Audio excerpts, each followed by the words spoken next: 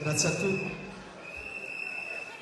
Intanto sono Massimo Cireddu, anch'io faccio parte di Progetto Repubblica e faccio i complimenti a tutti i bambini di Arborea che sono venuti qua a rappresentare la loro comunità. Complimenti veramente. Io non sono di questo territorio, sono di Teulada. Abbiamo deciso di fare la diretta streaming. Questa manifestazione è stata vista da migliaia di persone, da migliaia di sardi, da tutta la Sardegna, perché questo qua, giustamente è stato ricordato, non è un problema solo di Arborea, è un problema di tutta la Sardegna.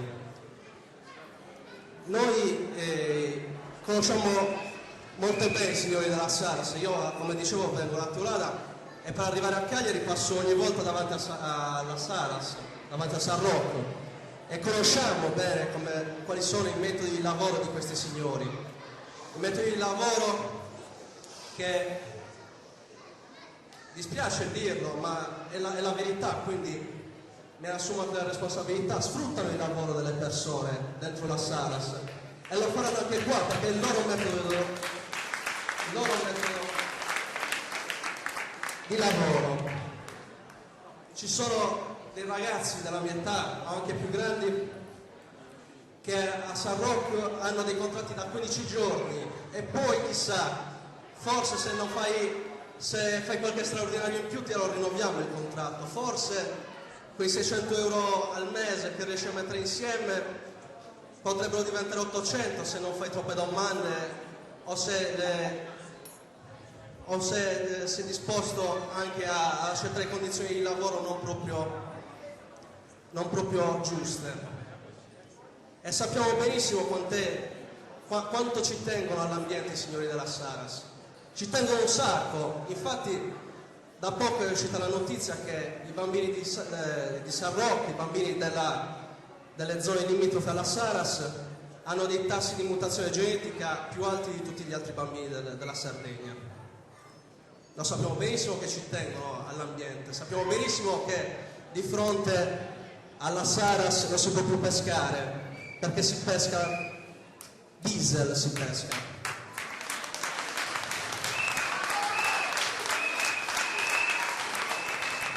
Vi conosciamo, non siete delle persone anonime, avete un nome e un cognome e noi vi conosciamo bene e sappiamo che tutti gli impegni che vi siete messi la briga di scrivere dentro il vostro progetto sono carta straccia, perché avete già dimostrato che dell'ambiente, della salute, del lavoro delle persone non vi interessa nulla. A voi vi interessa il profitto, vi interessa semplicemente la speculazione. A voi vi serve il metano perché vi conviene, non perché volete dare il metano alla Sardegna. Della Sardegna molto probabilmente non vi interessa nulla. I signori Moratti non vivono a San Rocco, vivono a Milano e non gliene frega niente di San Rocco, non gliene frega niente di Arborea.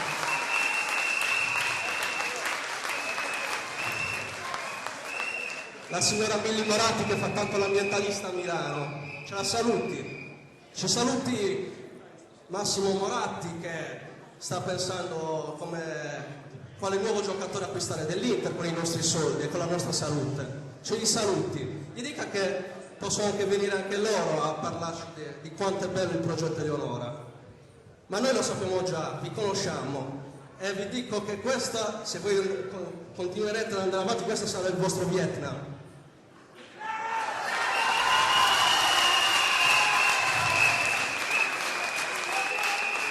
E ne approfitto anche, dato che ho l'occasione di parlare di fronte ai tecnici della regione, vi invito a fare qualche controllo in più anche a San Rocco, dato che ci siete, perché a Quirra abbiamo dovuto aspettare la magistratura che andasse a fare i controlli. L'ARPAS dov'è? Dov'è la regione che deve tutelare l'ambiente dei sardi? Dove è già stato compromesso? Perché non è intervenuta? Perché le centraline che misurano la qualità dell'aria di San Rocco funzionano così ogni tanto si guastano, non si sa perché? E perché verso le 3 di notte quando si passa a San Rocco ci sono le fiaccole che servono per bruciare i rifiuti della lavorazione dei petroli? Di giorno sono basse perché si vede di notte si vedono a distanza di chilometri, perché è più conveniente, fa più profitto, la produzione va più veloce se ci sono le fiaccole che non rispettano i limiti. E allora, come ho già detto, noi vi conosciamo e forse voi non ci conoscete ancora abbastanza bene, ma ci faremo conoscere se avrete, diciamo così, l'imprudenza di andare avanti in questo progetto. Grazie mille.